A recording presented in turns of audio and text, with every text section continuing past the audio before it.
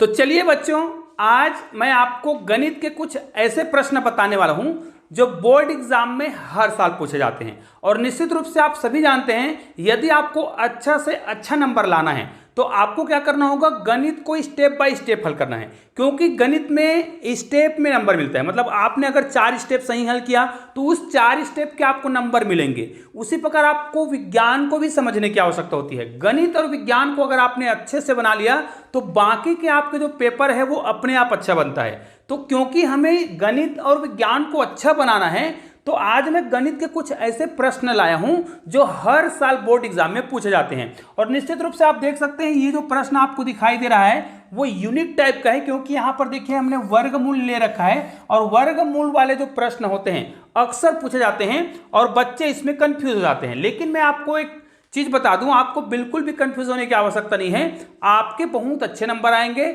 और एक चीज और बता दूं, यदि आपको गणित और विज्ञान से संबंधित किसी भी टॉपिक पर आपको वीडियो चाहिए तो आप लोग मुझे कमेंट जरूर कर सकते हैं। कमेंट करेंगे ना तो उसी टॉपिक पर मैं वीडियो जरूर बना दूंगा, ताकि आपके परीक्षा में क्या हो सके, बहुत ज्यादा हेल्प हो सके। तो चलिए इस प्रश्न को हम पहले बनाते हैं। देखिए इस प्रकार के प्रश्नों में, देखिए मैं क्या बोल रहा हूं कि इस प्रकार के प्रश्न दिया जाता है और कहा जाता है कि एक वर्ग समीकरण बनाइए जिसमें ये क्या है, मूल है। मतलब आपको क्या कहा जाएगा, मूल दिया होगा और उस मूल के आधार पर आपको एक वर्ग समीकरण की रचना करना है। बहुत ही सिंपल तरीके से आप कर सकते हैं, उसके लिए आपको ज्यादा कुछ करने की आवश्यकता नहीं है। जो भी समीकरण दिया हुआ है यहां पर देखिए ये मूल है ना, आपको समीकरण बनाना है। तो सबसे पहले ये जो मूल दिख रहा है इसको हम अल्फा बोलेंगे। 2 मूल होते हैं ना, अल्फा और बीटा हम मानते हैं, ठीक है, जिसको हम शून्यक भी बोलते हैं। तो यहां पर √3 - 7 दिया हुआ है, ठीक है, पहला मूल हो गया। और दूसरा मूल दिया हुआ है √3 + 7। और हमको एक चीज पता है, जब हमें वर्ग समीकरण बनाना है, इसी मूल से यदि हम वर्ग समीकरण बनाना चाहते हैं तो वर्ग समीकरण बनाने का एक सूत्र होता है, बहुत ही सिंपल सा सूत्र होता है। अर्थात यदि हम इस मूल से, इन दोनों मूलों से हम क्या करना चाहते हैं, वर्ग समीकरण बनाना चाहते हैं, तो इसका सूत्र आपको याद होना चाहिए। तो x² माइनस यहां पर होता है, ध्यान दीजिएगा, मैं जो आपको तरीका बता रहा हूं उसको ध्यान से सुन लीजिएगा। यहां पर मूलों का योग होता है, मूलों का योग, ठीक है। और यहां पर होता है x लिख देंगे यहां पर, ठीक है, यहां पर x लिख देंगे।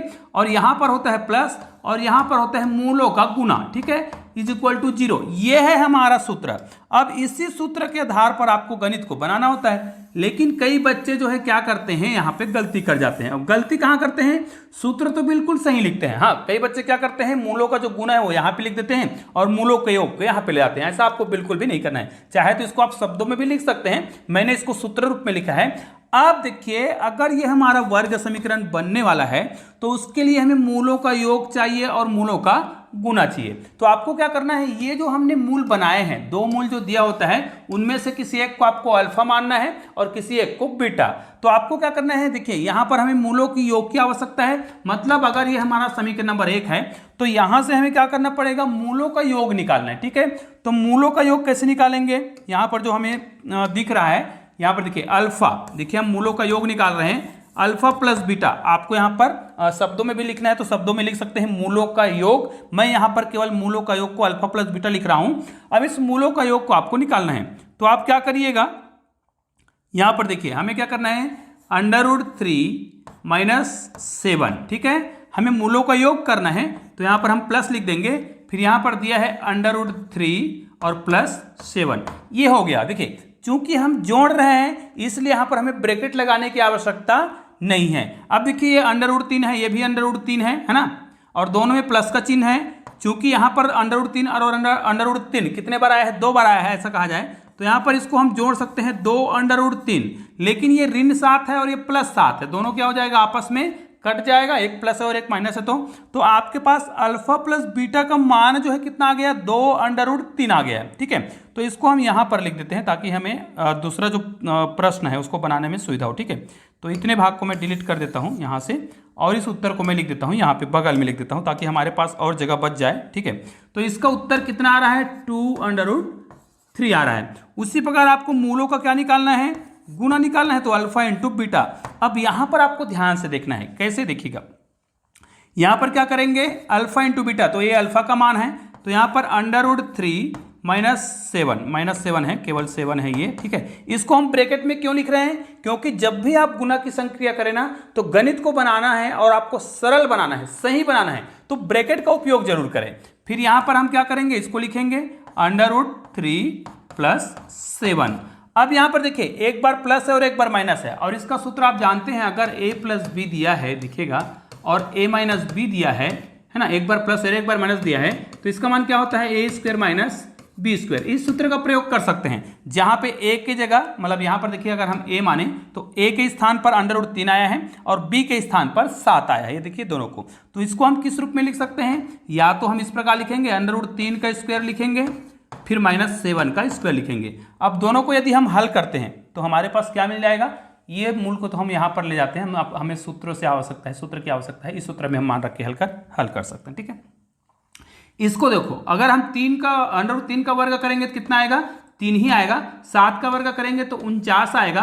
अब 49 में आपको क्या करना है, 3 को घटाना है, ठीक है, तो कितना आ जाएगा, -46। अब दोनों ही सूत्र हमें मिल चुका है, और इस मान को, मतलब अल्फा प्लस बीटा मतलब मूलों का जो योग है, और अल्फा इंटू बीटा मतलब मूलों का जो गुना है, उस मान को यहां पर रखना है, ठीक है। तो हमारा जो समीकरण है वो डायरेक्ट बन जाएगा। अतः यहां पर आपको लिखना पड़ेगा, अतः समीकरण नंबर 1 में मूलों का योग और मूलों के गुना के मान को रखने पर, ऐसा आपको लिखना पड़ेगा भाई, क्योंकि आपको अच्छे से अच्छा नंबर लाना है, तो आपको ये सब लिखना पड़ेगा। तो आपको क्या करना है, यहाँ पे चले जाना है, तो x का स्क्वायर हो गया। अब यहां पर देखिए माइनस, सूत्र में याद रखिए, यहां पर माइनस होता है और यहां पे प्लस होता है। अब अल्फा प्लस बीटा का मान आपने क्या निकाला है, अल्फा प्लस बीटा का मान हमने निकाला है 2√3, और इसमें आपको x लगाना है तो x लगा दिए। फिर यहां पर प्लस दिया है, ध्यान दीजिए, यहां पर प्लस दिया है, और उत्तर जो है देखिए अल्फा इंटू बीटा का जो मान है वो ऋणात्मक आ रहा है, तो आपको क्या करना है, -46 लिख देना है, =0। हमने सूत्र को पूरा लिख दिया। अब इसको हमें एक बार क्या कर लेना है, समंजित कर लेना है, जमा लेना है। तो x का स्क्वायर -2√3x, और यहां पर प्लस माइनस का माइनस हो जाएगा, और ये 46 0। तो दोस्तों ये हमारा परफेक्ट आंसर आ गया है। तो देखिए ना, आपके सामने ही हमने बहुत ही सरल तरीके से मूलों का योग और मूलों का गुना का उपयोग करके उत्तर को हमने बहुत ही सरल तरीके से ला लिया। अब चलो इस प्रश्न को बनाते हैं। अब इस प्रश्न को हम डायरेक्ट बनाएंगे, क्योंकि ये जो पहला दिख रहा है, ध्यान दीजिएगा, ये जो दो पद हमको दिख रहे हैं, उनमें से एक को हम क्या मानेंगे, अल्फा मानेंगे, और दूसरा को हम क्या मानेंगे, बीटा।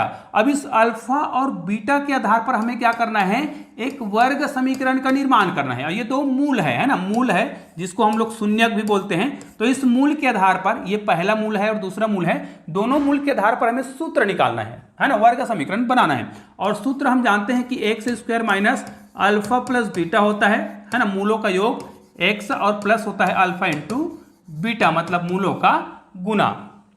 अब इसी सूत्र में हमें मान रखना है, तो इसके लिए हमें कितने मानों की आवश्यकता होती है, 2 मानों की आवश्यकता होती है। पहला मूलों का योग, देखिए मूलों का योग, यहां पर हमें मूलों का योग रखना होगा। ये हमारा समीकरण नंबर 1 है, यहां पर लिखना पड़ेगा। हम जानते हैं कि वर्ग समीकरण बनाने का जो सूत्र है ये है, इस प्रकार आपको लिखना है। फिर अल्फा प्लस बीटा मतलब मूलों का योग। अब मूलों का योग यहां से निकालेंगे, 6 + √5 है, ठीक है, ये हो गया। और इसको हम क्या करेंगे, जोड़ेंगे, क्योंकि यहां पर प्लस हो रहा है, तो 6 - √5 करेंगे। अब देखिए ये प्लस है और माइनस, ये दोनों क्या हो जाएगा, कट जाएगा, और 6 और 6 दोनों क्या है, प्लस में है, तो जुड़ जाएगा। इसके मान को मैं यहीं पर लिख देता हूं, ये हो जाएगा 12, ठीक है। उसी प्रकार हमें अब क्या करना पड़ेगा, यहां पर मूलों का गुना निकालना है। मूलों का गुना मतलब अल्फा इंटू बीटा। अब यहां पर इसको निकालने के लिए आपको क्या करना पड़ेगा, ब्रैकेट में रखना होता है। तो यहां पर 6 + √5 लिखेंगे, ये ब्रैकेट हो गया। फिर यहां पर 6 - √5 लिखेंगे, ये हो गया। इसको हल करेंगे तो यहां पर हमें वो सूत्र का प्रयोग कर लेना है, एक बार प्लस और एक बार माइनस, a + b और a - b = कितना होता है, a का स्क्वायर - b का स्क्वायर, मतलब अलग अलग स्क्वायर लिखते हैं। तो यहां पर क्या हो जाएगा, 6 का स्क्वायर हो जाएगा, और यहां पर माइनस आएगा, और यहां पर आ जाएगा √5 का स्क्वायर। अब 6 का वर्ग करेंगे तो 6 × 6 = 36, 5 का स्क्वायर करेंगे तो कितना आएगा, 5 आएगा। 36 में 5 को माइनस करेंगे तो हमारा उत्तर कितना आएगा, 31।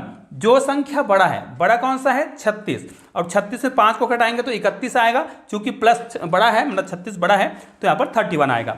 अब हम क्या करेंगे, अब सिंपल सा इस सूत्र का प्रयोग करेंगे और इसमें मान रख देंगे। मतलब हम क्या करेंगे, समीकरण नंबर 1 में मूलों का योग और मूलों का गुना, इसका जो उत्तर आया है ये वाला, और ये वाला, इसको रखेंगे, डायरेक्ट रखेंगे, तो हमारा उत्तर कितना आ जाएगा। अतः क्या लिखेंगे, आपको पूरा लिखना चाहिए क्योंकि आपको अधिक से अधिक नंबर लाना है। अतः क्या करेंगे, समीकरण नंबर 1 में मूलों का योग और मूलों का जो गुना है उसका मान रखने पर, तो यहां पर आप मान रखेंगे, तो यहां पर क्या करेंगे देखिएगा, सॉरी यहां पर मान रखेंगे तो एक्स का स्क्वायर हो गया माइनस अल्फा प्लस बीटा का मान कितना आ रहा है 12 आ रहा है, लेकिन इसमें आपको एक्स लिखना होता है और यहाँ पर प्लस लिखेंगे और अल्फा इंटू बीटा का मान कितना आया है 31 आया है, तो ये हो गया 31 इज इक्वल टू 0। अब यहाँ पर आपको इसको कुछ भी करने की आवश्यकता नहीं है क्योंकि ये डायरेक्ट उत्तर आ गया है। तो दोस्तों निश्चित रूप से आप लोगों ने देखा कि हमने बहुत ही सरल तरीके से बताया है। आपको गणित और विज्ञान से संबंधित यदि किसी भी टॉपिक पर डाउट है और उस पर आपको एकदम सरल सा वीडियो चाहिए तो आप लोग मुझे कमेंट बॉक्स में कमेंट जरूर कर दीजिएगा ताकि आपके परीक्षा से पहले उस टॉपिक पर मैं वीडियो बना दूं। हालांकि मैंने यहाँ पर प्लेलिस्ट बनाया हुआ है, कक्षा 10वीं का पूरा प्लेलिस्ट बना हुआ है जिस पर आपको यूनिट बाय यूनिट आपको जो चैप्टर है वो मिलेंगे और किसी टॉपिक पर आपको वीडियो चाहिए तो आप लोग मुझे कमेंट करके जरूर बताइएगा। चलिए दोस्तों मिलते हैं एक और बेहतरीन वीडियो के साथ, तब तक के लिए जय हिंद जय भारत।